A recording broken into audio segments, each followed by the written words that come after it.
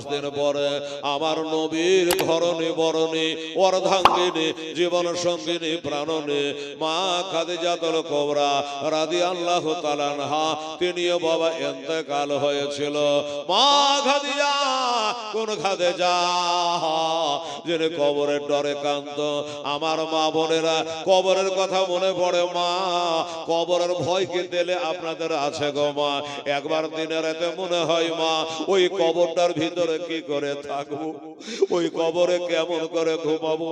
একদিন ছোট্ট ফাতেমা দৌড়তে দৌড়তে আমার নবীর কাছে হাজির হয়ে গেল। এটা মাক্কি জিন্দেগি, মাক্কার কথা বলছি বাবা। মদিনায় যাব, মদিনার কথা বলবো। এবার নবীজির বেটি আমাদের মা ফাতেমা রাদিয়াল্লাহু তাআলা আনহা দৌড়ে দৌড়ে আব্বা জানের কাছে চলে গেল। আব্বা গো, ইয়া রাসূলুল্লাহ, ইয়া হাবিবাল্লাহ, আব্বা হুজুর তাড়াতাড়ি বাড়ি চলে। কেন মা, কি হয়েছে? বলে চলেন, আমার মায়ের অবস্থা বুঝি ভালো নাই, আমার মায়ের অবস্থা ভালো নয়, তাড়াতাড়ি করে চলে। আমার দিনের নবী মুস্তাফা আর দেরি না করে ওই মুহূর্তে বাবা মসজিদ থেকে বাড়ি আসতেছে। আসার পরে দেখে যাই নামাজে মা খাদিজা যেন বেহুশ হয়ে পড়ে, বেহুশ হয়ে পড়ে আছে বাবা। ও মা বোনেরা রে, আবার নবী ডাক দেয়, খাদিজা জাগো, ও খাদিজা উঠো। মা প্রথমে একটু পানি দিল, পানি সেটা মারলো, অমনি জানে জ্ঞানটা ফিরে গেল। জিজ্ঞাসা করে খাদিজা, ও খাদিজা, আমি তোমার পাশে এসে বারবার করে ডাকি, তুমি সাড়া দাও না। খাদিজা, কি হয়েছে বলো, কিসের চিন্তা তোমার এত? বলে নবী গো, ইয়া রাসূলুল্লাহ, হাবিবাল্লাহ, আমি সব সময় একটা টেনশনে আছি, একটা চিন্তা করে নবী গো। কি চিন্তা জানে? বাবা মারা গেছে, মা মারা গেছে, আমার 4টা ছেলে মারা গেছে, 2টা আগের স্বামী মারা গেছে, সব চলে গেছে। আমাকে কবরে একবার যেতে হবে। ও হুজুর, আমি কবরের ভিতরে কেমন করে থাকবো? আপনি না বলেছেন একার ঘর, আপনি বলেছেন সাপ বিচ্ছুর ঘর, আপনি বলেছেন অন্ধকার ঘর, ওই নিঝুম জায়গাতে আমি একলাই কেমন করে কবরে থাকবো নবী গো? এই কারণে ইয়া রাসূলুল্লাহ আমি বেহুশ হয়ে গিয়েছিলাম। আল্লাহর নবী দোজাহানে বাদশাহ সাল্লাল্লাহু আলাইহি সাল্লাম সান্ত্বনা দিল, এই করে থাকে বাবা। ও মা বোনেরা, ভাইরা, খাদিজা যেন দুঃখ না পায়, আমার নবী সইতে পারে না। খাদিজা যেন কোনো সময়ের জন্য কষ্ট না পায়, দুঃখ না পায়। এই কারণে আমার নবী জানে আলেম বসে আছে পাশে, অসময়ের বন্ধু যারা তারাই হলো আসল বন্ধু। তেলে মাথায় সবার তেল ঢালে, কিন্তু বাবা অসময়ে যারা বন্ধু তারাই আসল বন্ধু। যে সময় কেউ ছিল না, ওই অসময়ের বন্ধু ছিল মা খাদিজাতুল কুবরা রাদিয়াল্লাহু তাআলা আনহা। তাই বলছে বাবা, খাদিজা বলেছিল, ইয়া রাসূলুল্লাহ, হাবিবাল্লাহ, আপনার সাথে একদিন নয়, 2 দিন নয়, আমি কবে 25 বছর ধরে ঘর করলাম, 25 বছর ধরে সংসার করলাম। হুজুর গো, আমি 6টা সন্তানের মা হলাম। খাদিজার পেটে থেকে নবীর সাথে 4টা বেটি হয়েছিল, আর 2টা হলো বেটা। বলবেন হেলাল রে, ওই বেটা বেটি গুলার নাম কি? একটা একটা করে শোনেন বাবারা। বেটা 2টা হলো, একটা নাম হলো বাবা কাসেম, তাই নবীকে বলা হয় আবুল কাসেম। আর নবী পাকের একটা বেটা নাম হলো আব্দুল্লাহ, ওই আব্দুল্লাহ লাগাবি নাম হলো বাবা তৈয়ব তাহের। আসলে 2টা বেটা, তারা কিন্তু বাচ্চা কালে বাবা ইন্তেকাল হয়ে গেছিল। বেটি হলো 4টা, হযরতে জৈনব, রোকিয়া, কুলসুম, ফাতেমা, এই হলো 4টা হযরতের বেটি, এই 6টা সন্তানের মা। ইয়া রাসূলুল্লাহ, ইয়া হাবিবাল্লাহ, নবী গো, এই 25 বছর ভিতরে আমি যদি কোনো বেয়াদবি করে থাকে, আমি কোনো অন্যায় করে থাকে, মানুষ মাত্রা হুজুর ভুল হয়, হয়তো ভুল ভ্রান্তি হতে পারে, আমাকে দয়া করে ক্ষমা করে দিয়ে। আমি বুঝে গেছেন আমার আমার মনে হয় টাইম হয়ে গেছে, আমাকেও বাপ মার মতো আমাকেও দুনিয়া থেকে চলে যেতে হবে, আমাকে কবরে চলে যেতে হবে, আমার বুঝে সময় হয়ে গেছে। আচ্ছা বলুন তো, হায় আল্লাহ, দুঃখের উপরে দুঃখ, জ্বালার উপরে জ্বালা। এই তো 3 দিন আগে আমার চাচা ইন্তেকাল হয়ে গেল, এখনো চোখের পানি শুকালো না, বুকের ব্যথা দূর হলো না। আর খাদিজা, আজকে তুমিও ছেড়ে আমাকে চলে যাবে। ও খাদিজা, খাদিজা, চিন্তা করো না, আমার সঙ্গে তোমার কোনোদিন খারাপ ব্যবহার আমি পাই নাই। কারণ হলো রাত 12টায় 1টা 2টাতে যখন এসে একবার ডাক মেরেছি, এক ডাকে খাদিজা তুমি সাড়া দিয়েছ, এক ডাকে কথা বলেছ। তাই তো নবী জিজ্ঞাসা করেছিল, খাদিজা তুমি কি রাতের বেলাতে বিছানে ঘুমাও না? বলে হুজুর হঠাৎ করে এমন প্রশ্ন কেন? বলে আমি রাতের বেলাতে যখন এসে একটা ডাক দিই, এক ডাকে তুমি দরজা খুলে দাও, এই জন্য তোমারে বললাম। বলে নবী গো, কে জানি বিশ্বাস করবেন কিনা জানি না, হুজুর আপনি যখন বাড়িতে থাকেন না, তখন আমি দরজায় টেক লাগাইয়া দরজায় হিনালা দিয়ে দাঁড়িয়ে থাকে। কে জানে আমার স্বামী দয়ার নবী মোস্তফা কোন সময় এসে হয়তো ডাক দেবে, কোন সময় ডাক দেবে, আওয়াজ দেবে, আমি হয়তো বেবুর ঘুমে ঘুমিয়ে থাকবো। আপনি ব্যথা পাবে, আপনি কষ্ট পাবে, নারাজ হবে, এই কারণে আমি পেটা গায়ে দাঁড়িয়ে থাকে। আচ্ছা বলো, এই বিবির কথাকে ভোলা যায়? এই বিবির গুণের কথাগুলাকে মনে পড়বে না রে বাবা? এই কারণে মা খাদিজা বলেছিল, ইয়া রাসূলুল্লাহ আমাকে তো মাফ করলেন, ক্ষমা করলেন, ঠিক আছে। আচ্ছা হুজুর আপনি একটা কথা খালি বলে, আমি খাদিজা এই 25 বছরের ভিতরে জীবনে কোনদিন আপনাকে চাপ দিয়েছে, আপনার সাথে আমি কোনো কথা নিয়ে বাড়াবাড়ি করেছে, আমাকে এটা দিতে হবে ওটা দিতে হবে, এটা ভাবে কোনোদিন বলি নাই, কোনদিন আপনার কাছে জীবনে কিছু চাই নাই? বলে হ্যাঁ খাদিজা, আমার কাছে কিছু চাও নাই, তুমি না খেয়ে আমাকে খাবার দিতে গেছো ওই হীরা গুহা পর্বতে। ও খাদিজা, তোমার মনের কথা খুলে বলো। খাদিজা বলছে, হুজুর আমার মনের কথা হলো এটা, হুজুর গো আমি কষ্ট পাবো বলে আমার নবী মোস্তফা মা খাদিজা যতদিন বেঁচে ছিল বাবা, দ্বিতীয় বিয়ে শাদী নবী করেন নাই। একটা দুটা স্বামী হারা বিবি আমাকে পেয়েছে, আমি খাদিজার দিলে ব্যথা দেব না, খাদিজার দিলে আঘাত দেব না।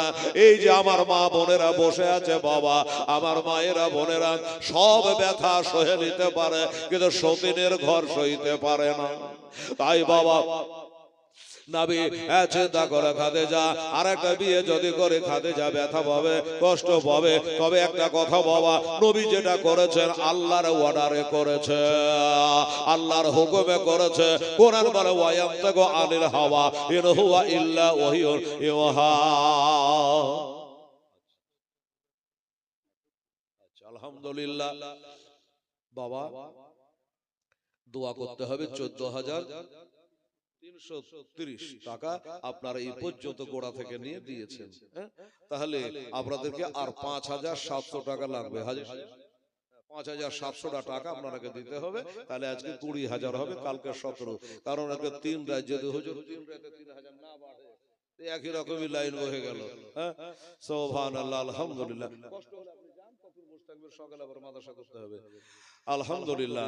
এই বাবা, আমার মায়েরা, আমার বোনেরা, আমার দোস্তরা, একটু মেহেরবানি করে চেষ্টা করে একবার দেখবেন, মানুষ চেষ্টা করলে সবই পারে। তো শুনতে থাকেন আর আমি বলতে থাকি। যাই হোক বাবা, মা খাদিজা বলেছিল, হুজুর কোনোদিন চাপ দিয়ে কোনো জিনিস চাই নয়, আজ একটা জিনিস খালি চাই, সেটা হলো আমি যখন ইন্তেকাল হয়ে যাব আমাকে ধরে আপনি কবরে নামাবেন, আপনার মাথার পাগড়ি মোবারকা দিয়া আমার কাফন বানিয়ে দেবেন, আপনার ব্যবহার করা চাদর মোবারকা দিয়া, আপনার ওই তহমাদ মোবারকা দিয়া চাদর মোবারক দিয়া আমার কাফন বানাইয়া দেবেন হুজুর, অন্য আমার কোনো দাবি নাই।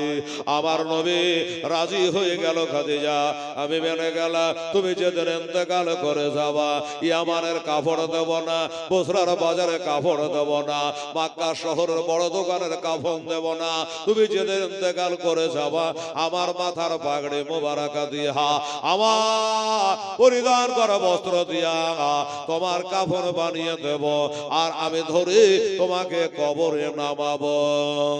এই কথা বলে বাবা 65 বছর বয়সে 65 বছর বয়সে মা খাদিজাতুল কুবরা রাদিয়াল্লাহু তাআলা আনহা দুনিয়ার মায়া ত্যাগ করে দিয়ে বাবা তিনিও ইন্তেকাল হয়েছিল। 65 বছর বয়সে নবীর সাথে 25 বছর ঘর সংসার করার পরে এই মা খাদিজাও চলে গেছিল। এ মায়েরা আপনারা চিন্তা করেন, মা নবীর বিবিকে যদি চলে যেতে হয় আপনারা কি থাকতে পারবেন? মা না না, আপনারা থাকতে পারবেন না, আমিও থাকতে পারবো না। সবাইকে আমাদের চলে যেতে হবে ওই কবরে। কবরে হাত থেকে কেউ রেহাই পায় না এবং পাবে না। আমরা দুনিয়ার ধোলার খেলা খেলতে এসেছি রে বাবা। আবার নবীজি চোখ দিয়ে পানি ঝরে যায়। সাহাবারা রে, ওই আমার সাহাবারা তাড়াতাড়ি করো, তাড়াতাড়ি করো, তোমাদের মা আমার বিবি তোমাদের আম্মা ইন্তেকাল হয়ে গেছে, যার জন্য এটা কবর বানাও, এটা ঘর বানাও। আসল ঘর হলো কবর, ওই কবরটা বানাও। বলে নবী গো আমাদের মায়ের জন্য, বিবি খাদিজার জন্য কোথায় কবরটা বানাবো? জায়গাটা বলে দে, আপনি যেখান করে বলবেন সেখানেই বানাবো। তখন আমার নবী পাক সাহেবে লাউলা ওই মক্কা শরীফে আমার হাজী সাহেব জিয়ারত করে এসেছে। ওই হীরা গুহা, ওই যাওয়ার পথে ওই জান্নাতুল মুআল্লা একটা কবরস্থান আছে। ওই জান্নাতুল মুআল্লা ওইখানে জায়গা বলে দিল, ওইখানে গিয়া আমার বিবি তোমাদের মায়ের কবর বানাও। সাহাবারা নবীর হুকুম বাবার সাথে সাথে বাবা চলে গেল, কবর তারা চালু করে দিল। কবর রেডি করে দিয়েছে। কবর রেডি করে দেওয়ার পর আমার নবী পাক সাহেবের লাউলাকে খবর করলো, ইয়া রাসূলুল্লাহ হাবিবাল্লাহ, হুজুর আমরা কবর রেডি করে ফেলেছি, আমরা কবর রেডি করে ফেলেছি। আমার নবী চোখের পানি ছেড়ে দিয়ে বলছে, সাহাবারা রে এত তাড়াতাড়ি কবর রেডি হয়ে গেল? বলে হ্যাঁ হুজুর। আচ্ছা চলো তো বাবা দেখি কেমন করে ঘরটা বানিয়েছো, কেমন করে বানিয়েছো একবার দেখি রে, যে এই কবরটাতে আমার কাছে যা একদিন নাই দুদিন নাই হাজার হাজার বছর ধরে শুয়ে থাকবে রে। আমার নবীজি গেলে যাওয়ার পরে বাবা ওই কবরখানা দেখার পরে বলল, সাহাবারা বাবা কবর কবে সুন্দর বানিয়েছো, ভালো বানিয়েছো। কিন্তু বলো ও সাহাবারা আর একটু ভালো করা যায় না, আর একটু সুন্দর করা যায় না? সাহাবীরা বলল হুজুর যাই, বলে আর একটু সুন্দর করো। আচ্ছা ঠিক আছে হুজুর আপনি যা, হয়ে গেলে খবর করে দেব। আবার কবর কাটতে আরম্ভ করেছে, আবার সুন্দর করে ঠিক না করে ভালো করে মনের মতো করে এবার কবরখানা বানায়, কবরখানা রেডি করে নিয়ে আবার নবীজির খবর করে দেওয়া হলো। হুজুর আরেকবার চেক করলে, একবার দেখলেন হুজুর, তারপরে আম্মা জানকে নিয়ে যাবে, আমরা কবর সুন্দর করে বানিয়েছি। আবার নবীজি বলে চলো দেখি কেমন করে বানিয়েছো। আবার নবী গেল গো। এবার নবী যাওয়ার পরে কবরখানা দেখতে দেখতে দেখতে বাবা চারিপাশে ঘুরে ঘুরে কবরের দিকে তাকিয়ে দেখতে দেখতে নবীজি মনে কি হলো জানি না, এবার নবী কবরের ভিতরে যেন নেমে পড়লো। বাবা মা বোনেরা কবরে নবী নেমে গেছে। সাহাবারা বলো ব্যাপারটা কি? নবী কবরে নেমে গেল তার মানে কি? এবার কবরে নেমে গিয়ে ভিতরে গিয়ে নবী যেমন মৃত্যু ব্যক্তিকে শোয়ানো হয় অমরে করে আমার নবী পেট মোবারকের ভরে ওই কবরের মাটিতে যেন শুয়ে গেল। সাহাবারা অবাক হয়ে গেল, আশ্চর্য হলো, কি ব্যাপার, এটা কি হলো রে ভাই? আমরা নবীর বিবি আমাদের মা তার লেগে কবরখানা বানিয়েছে, অথচ আমাদের দয়ার নবী মায়ার নবী তিনি কেন 60 হয়ে শুয়ে গেল? কি হবে না হবে জানি না।